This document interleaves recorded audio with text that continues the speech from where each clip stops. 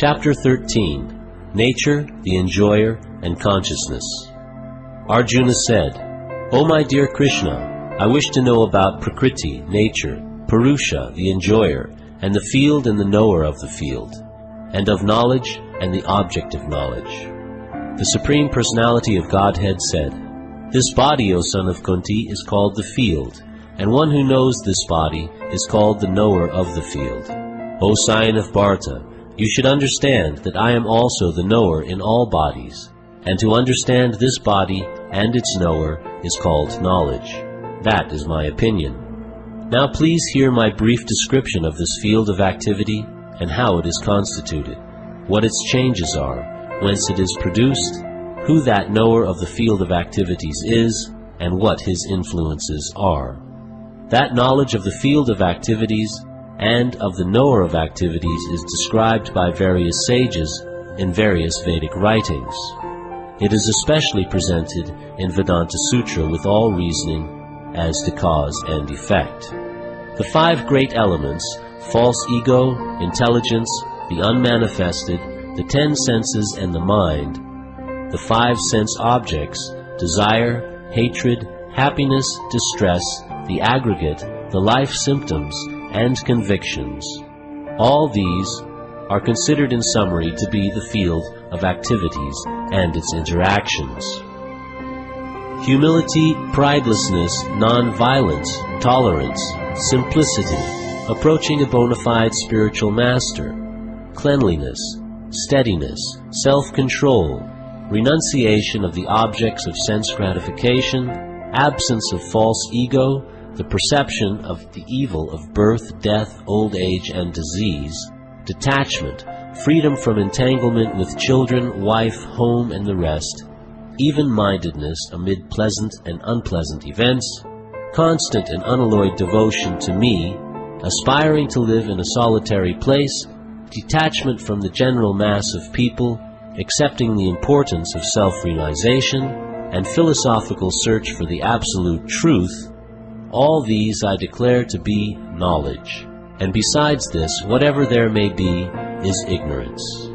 I shall now explain the knowable, knowing which you will taste the eternal. Brahman, the spirit, beginningless and subordinate to me, lies beyond the cause and effect of this material world.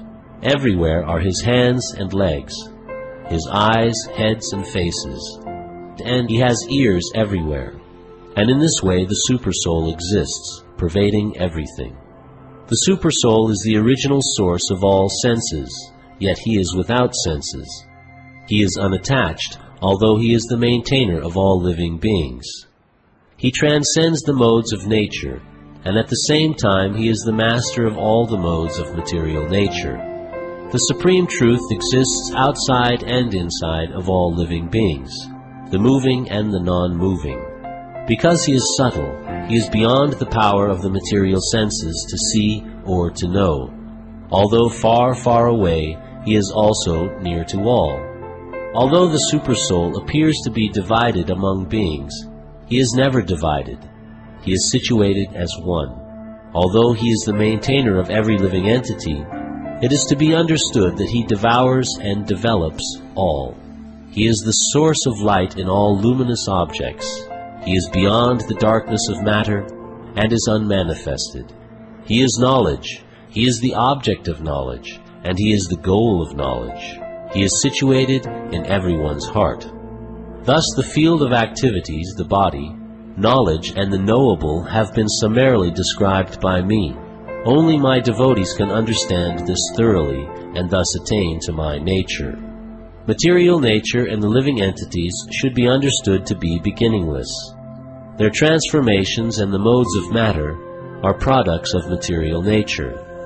Nature is said to be the cause of all material causes and effects, whereas the living entity is the cause of the various sufferings and enjoyments in this world. The living entity in material nature thus follows the ways of life, enjoying the 3 modes of nature. This is due to his association with that material nature. Thus he meets with good and evil among various species. Yet in this body there is another, a transcendental enjoyer, who is the Lord, the Supreme Proprietor, who exists as the Overseer and Permitter, and who is known as the Supersoul. One who understands this philosophy concerning material nature, the living entity, and the interaction of the modes of nature is sure to attain liberation. He will not take birth here again, regardless of his present position. Some perceive the Supersoul within themselves through meditation, others through the cultivation of knowledge, and still others through working without fruitive desires.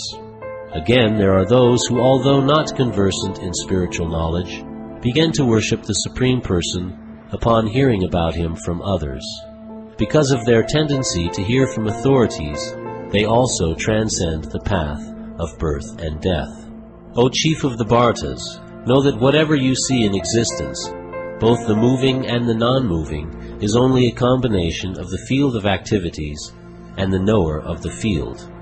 One who sees the Supersoul accompanying the individual soul in all bodies, and who understands that neither the soul nor the Supersoul within the destructible body is ever destroyed, actually sees. One who sees the Supersoul equally present everywhere, in every living being, does not degrade himself by his mind. Thus he approaches the transcendental destination. One who can see that all activities are performed by the body, which is created of material nature, and sees that the self does nothing, actually sees. When a sensible man ceases to see different identities due to different material bodies, and he sees how beings are expanded everywhere, he attains to the Brahman conception. Those with the vision of eternity can see that the imperishable soul is transcendental, eternal, and beyond the modes of nature. Despite contact with the material body, O Arjuna, the soul neither does anything nor is entangled. The sky, due to its subtle nature, does not mix with anything, although it is all-pervading. Similarly, the soul situated in Brahman vision does not mix with the body, though situated in that body. O son of Bharata, as the sun alone illuminates all this universe, so does the living entity, one within the body, illuminate the entire body by consciousness. Those who see with eyes of knowledge the difference between the body and the knower of the body, and can also understand the process of liberation from bondage in material nature, attain to the supreme goal.